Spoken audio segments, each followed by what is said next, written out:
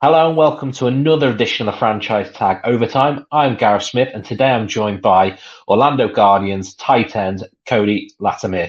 How you doing, Cody? I'm doing great. You? I'm really good. Thank you very much for coming on. Do appreciate that it's heading to quite a busy time for yourselves with game week upon us. Yeah. How excited are you to finally get the game underway?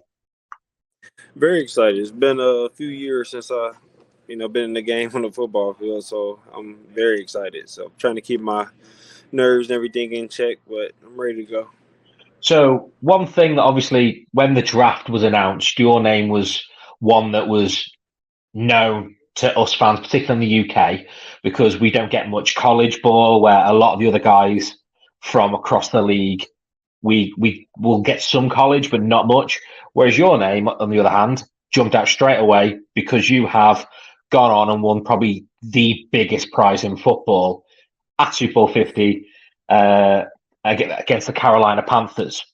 So what do you think that experience that you have will bring to the Orlando Guardians? I think it'll bring a lot. Knowing how to win, being a part of winning teams. I've been trying to bring that here. And someone always like to be a pro. A lot of the guys fresh out of college, a lot of guys that haven't been to any professional level yet. So I try to carry myself as a pro and obviously carry myself better than I carried myself before. I learned a lot throughout my journey. So just bringing a positive attitude and a look on professionalism and how it looks to the team. I think it's been good for us. So one thing that was quite interesting was when they announced the depth chart, seeing your name with tight end next to it, not wide receiver. Yeah. How did that move come about? It was a move I'd actually had talked to him about before the draft. I talked to him. It was something I wanted to change. I was always good at blocking, and I thought it'd be a good. I mean, it's perfect time to change a position in my career. I wasn't playing, so it was good to learn something new at that point. I'm like, why not try it? I got the size, so Yeah. hopefully it'd be a nice mismatch for us. No, it's going to be interesting because I say the wide receiver room, I think, in Orlando is one thing that Mm-hmm. they have drafted extremely well. I think between Yeah. yourself, Eli, Bird, and a few of the other guys, you've literally probably got the strongest wide receiver and tight end room in the XFL. How important do you think you explosive guys are going to be to success this season?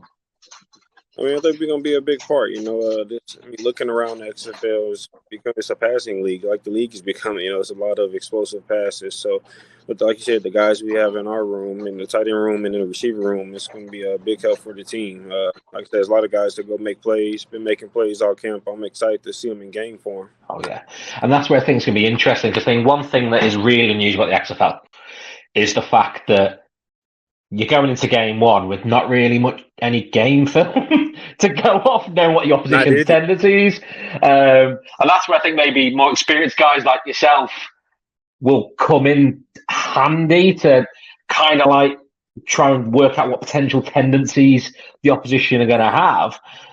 How different has it been going into game week with not being able to see anything the opposition have done? I don't think it's been too difficult. At the end of the day, we control what we control. We game plan and, we got a great staff, great players on here to be able to adjust on the fly. So if we go out there and obviously see something we wasn't prepared for, we'll make the adjustment, the needed adjustments and continue to play ball.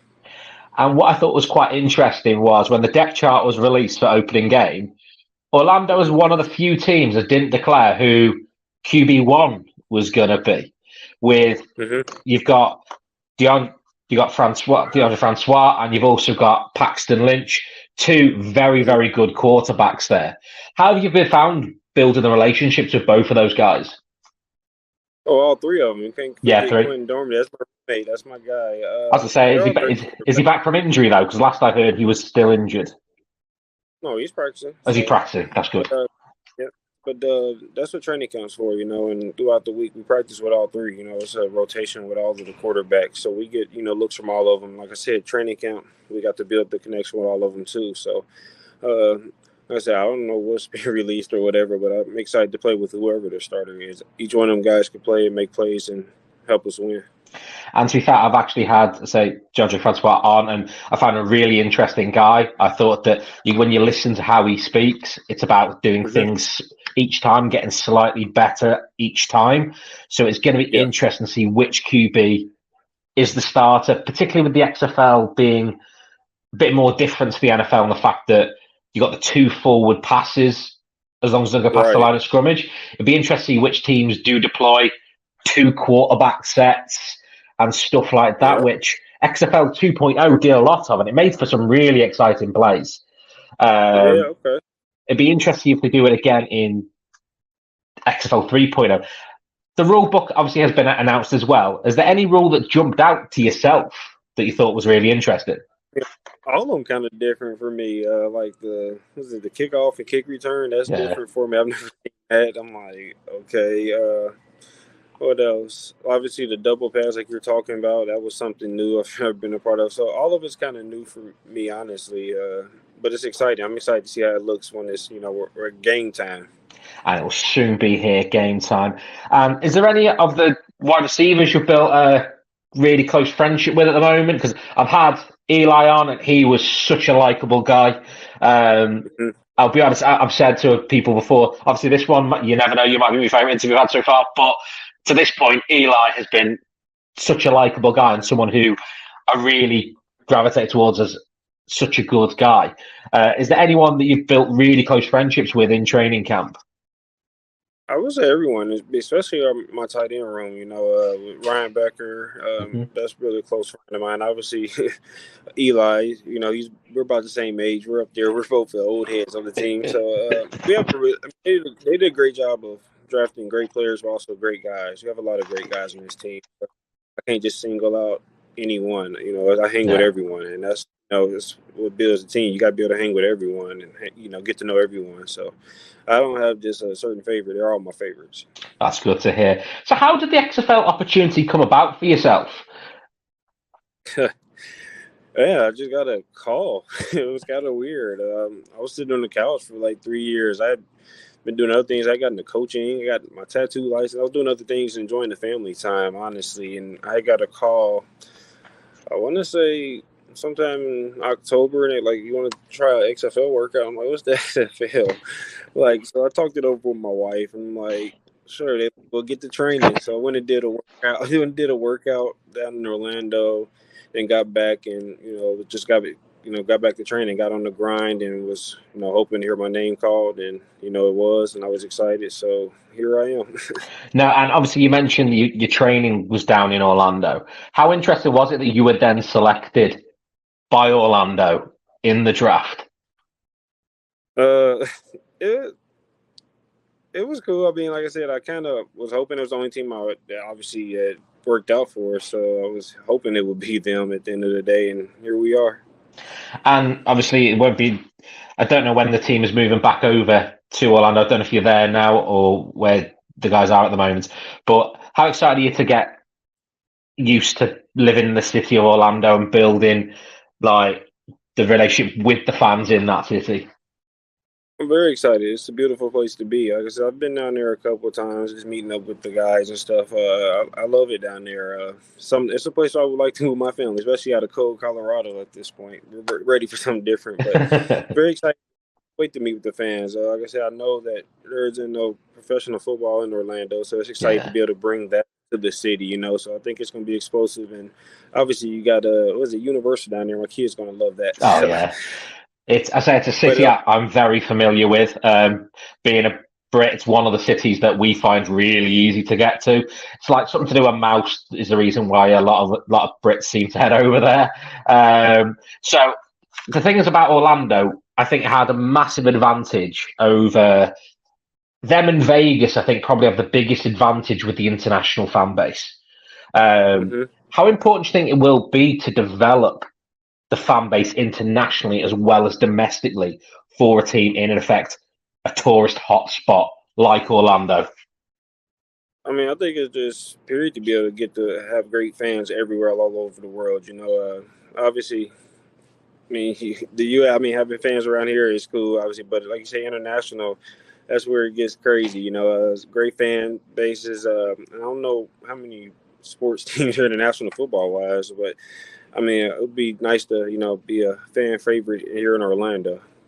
And to be honest, it's one thing that I've said found was really interesting because for me, I remember when I was younger going to a Orlando Magic game, and now that has become part of. If I'm in Orlando, I'm catching an Orlando Magic game if the season's on. So it could be something again that you could become especially with Universal being there, people travel from all over the world to go there. Bring their kids there to hang out and have a good time and see Mickey. But also now have a football team there. I mean, why not stop and catch a football game while you're down there? So I think it's exciting for everyone all around. No, it very much is. Obviously, the opening game is up against Houston. You are away for your first game over there, going to, in effect, a division rival opening game. How much are you looking forward to that opening game? Very excited. I'm playing against a former coach, too, so that's going to be an exciting. I played in Denver, so again, it's going to be exciting. Like I said, it's first kickoff game of the season, getting the jitters out, my first time playing in a while, so I'm very excited. Like I said, hoping I can put on the show.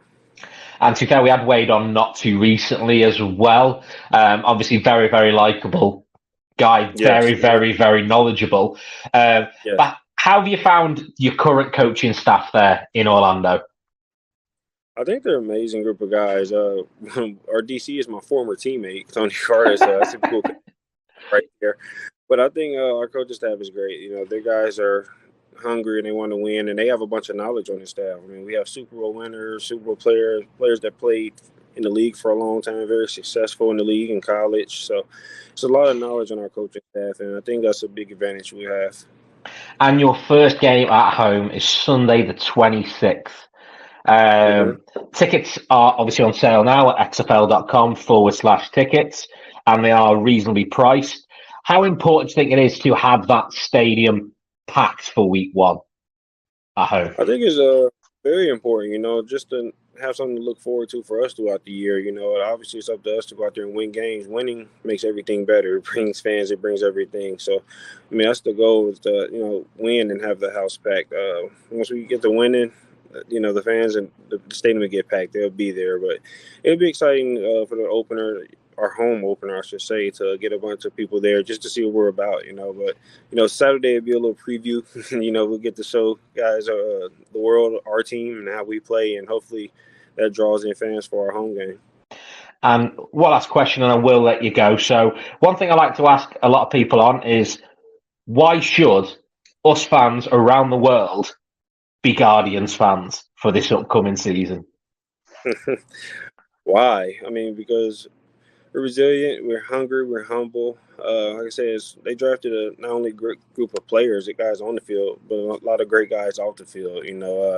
Like I said, excited to get into the community, at Orlando community, and around the world. Be able to talk to you over these calls. We have a lot of great guys. Like you said, even Eli Rogers, a likable guy. It's a bunch of those guys on this team, and I think we're going to be a very exciting team. A bunch of young guys, hungry guys, our receiver core. I'm excited to see them celebrate and make some plays, but I think watching us play, you'll enjoy it, and we'll be a fan favorite.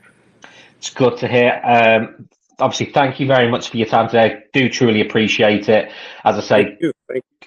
Good luck in the opening game against Houston. I expect to see a few touchdown receptions from yourself, obviously opening game, and go off and get that W against, as you say, your former coach.